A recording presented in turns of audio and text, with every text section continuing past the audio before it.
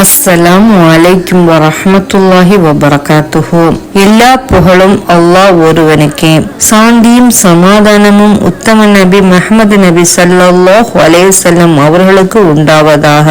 நம் அனைவருக்கும் அல்லாஹ் சுப்ஹானஹு வ தஆலா நேரான வழியை காட்டுவானாக. ஆமீன். இன்று குழந்தையின்மை என்பது சர்வ சாதாரண ஒரு விஷயமாக ஆகிவிட்டது. குழந்தை இல்லா தம்பதிகள் ஹாஸ்பிட்டலாக ஏறி இறங்குகின்றார்கள்.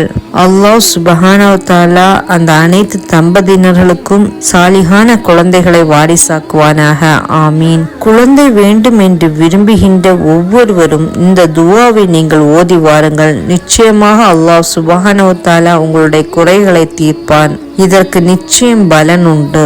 ஹஜ்ரத் ஜக்ரியா அலைஹிஸ்ஸலாம் அவர்கள் தள்ளாடும் வயதில் அல்லாஹ்விடம் இறைஞ்சி அழுது கேட்ட துஆ தான் இந்த துஆ.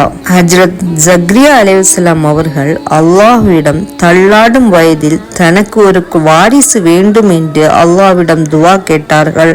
அல்லாஹ்விடம் முழு நம்பிக்கையோடு நமக்கு வயதாகிவிட்டது, இனி எங்கு கிடைக்க போகிறது என்ற எண்ணம் சிறிதும் இல்லாமல் அல்லாஹ் நாடினால் இது நமக்கு கிடைக்கும் என் இறைவன் மீது மட்டும் நம்பிக்கை வைத்து அல்லாஹ்விடம் இந்த துஆவை அவர்கள் கேட்டார்கள். அல்லாஹ் சுப்ஹானஹு வ தஆலா அவர்களுக்கு யஹ்யா என்ற ஒரு மகனை வாரிசாக்கினான், அதுவும் நபியாக. இன்ஷா அல்லாஹ் இந்த துஆவை நீங்கள் ஒவ்வொரு தொழுகைக்கு பிறகும் பல முறை ஓதி வாருங்கள்.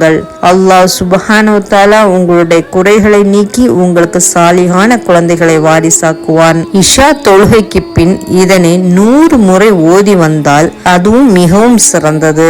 உங்கள் வாழ்வில் ஒரு அதிசயத்தை ஏற்படுத்தக்கூடிய அந்த துஆ இந்த துஆ தான்.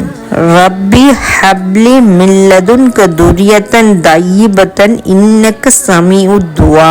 யா ரப்பி, என்னுடைய இறைவா, உனது புறத்திலிருந்து எனக்கு அழகிய சந்ததியை அருள்வாயாக.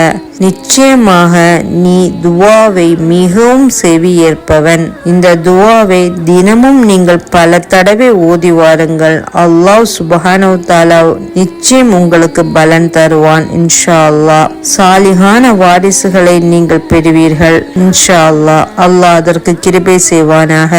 ஆமீன். அஸ்ஸலாமு அலைக்கும்.